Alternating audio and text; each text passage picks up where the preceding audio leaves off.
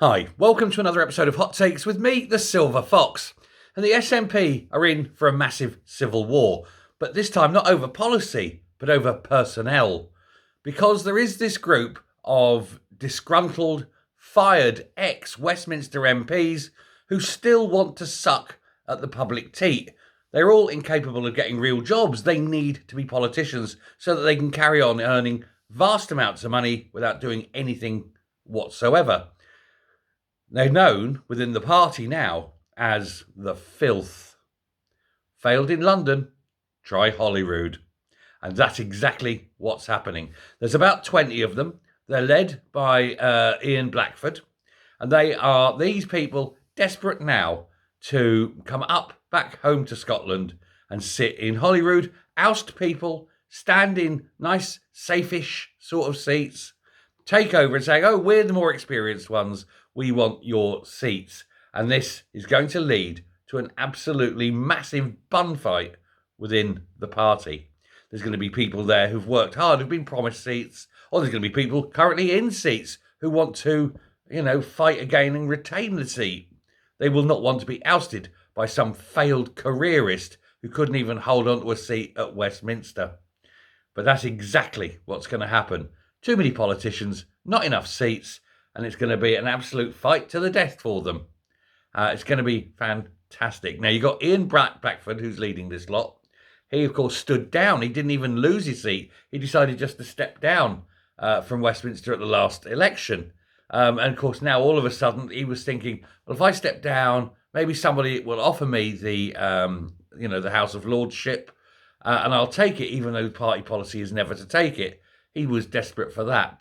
And since nobody offered him a peerage to go up to the House of Lords, he's realised that, I've got this younger, new lover I have to pay for. I better get myself a job. But I don't want to actually work. That's too much effort. I know. I'll go to Holyrood and I will, make sure I can suck like some vampire again. Get all that lovely taxpayer money for nothing. And that's what happens. Then, of course, the entire party collapsed down to 9 seats. You've got all these MPs milling around looking for a seat in Holyrood. And there just aren't enough. And there's certainly not enough safe ones. And so in 2026, they're all going to be fighting to the death for it. It's going to be fantastic to watch.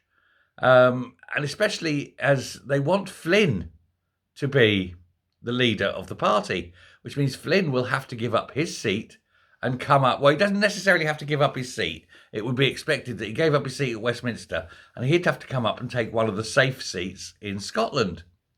That leaves one fewer for these people. It's just going to dissolve, isn't it? This is a party basically in its death throes. It hasn't got any money, hasn't got any support, and there's too many politicians vying for too few seats. They're likely all to lose a lot of seats come the 2026 election anyway. And so whatever the safest seats are going to have to be divvied up. And it's going to be the old boys, the old scores being settled. And we're saying, oh, but we're senior to you. We're more important to the party. Now is the true test of leadership. And of course, Swinney hasn't got any of it. He hasn't got the balls to be leader. It is absolutely going to be blood on the carpet, basically. I am relishing the prospect of all these very, very senior party members fighting like gnats in a sack, hoping to God that they are the ones selected for insert safe seat name here. There's a lot of them aren't going to bother, of course. Joanna Cherry says she's not going to stand, but there's a lot that are. And it'll be fun to watch. Anyway, there we go. Just thought I'd pass that on. Till next time, stay safe, stay well, and I will speak to you later. And remember, this group, the name, it just suits them, doesn't it? Filth. Failed in London, try Holyrood. Bye.